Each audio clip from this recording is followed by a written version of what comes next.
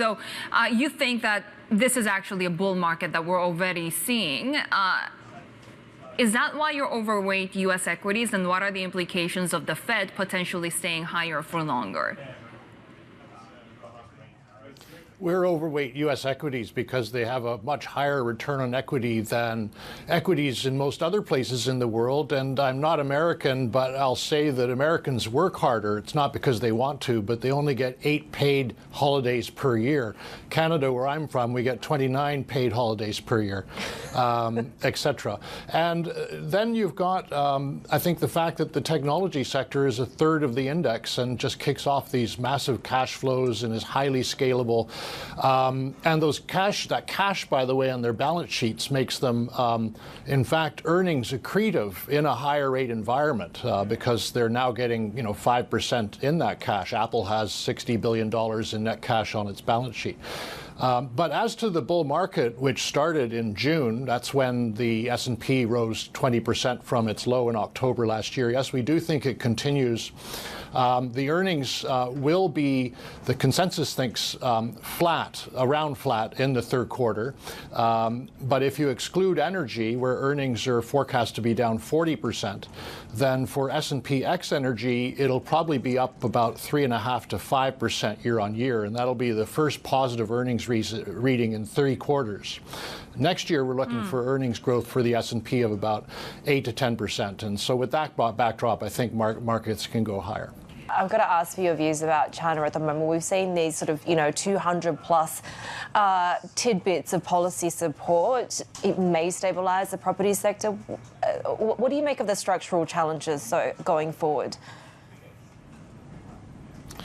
Well, I look at it very simply in that the government feels there's a big mess, they have to clean it up, and if they don't do it now, it's just going to be out there waiting to be done. And so they're attacking all these various problems in the economy, and the property one happens to be the biggest one because it is a third of GDP, and in no country should property be a third of GDP. So they're right to want to address it, but it does mean a very painful process of rebalancing, and I don't know how many years that takes, but could take several more years. And meanwhile, property prices will continue to go down. They're 3 times GDP, and that's too high. So I think if property prices go down, people feel less wealthy, they consume and invest less, and it all becomes self-fulfilling.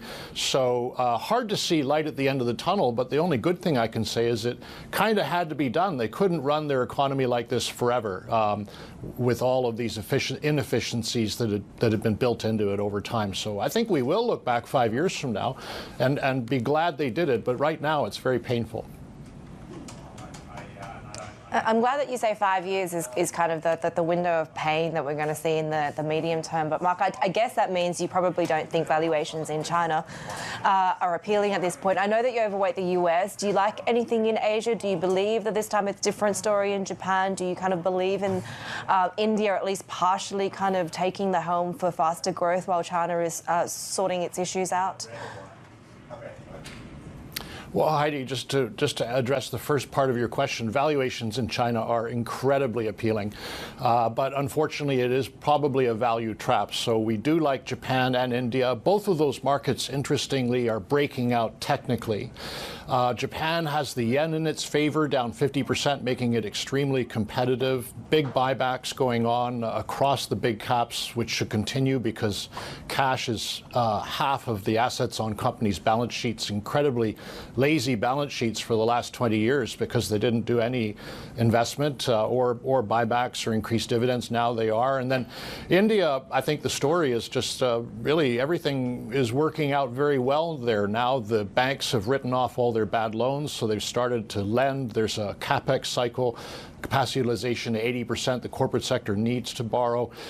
People are becoming wealthier as the technology sector becomes bigger, and they've put in a big physical infrastructure. A lot of people don't realize this. The highways are good. The airports are good.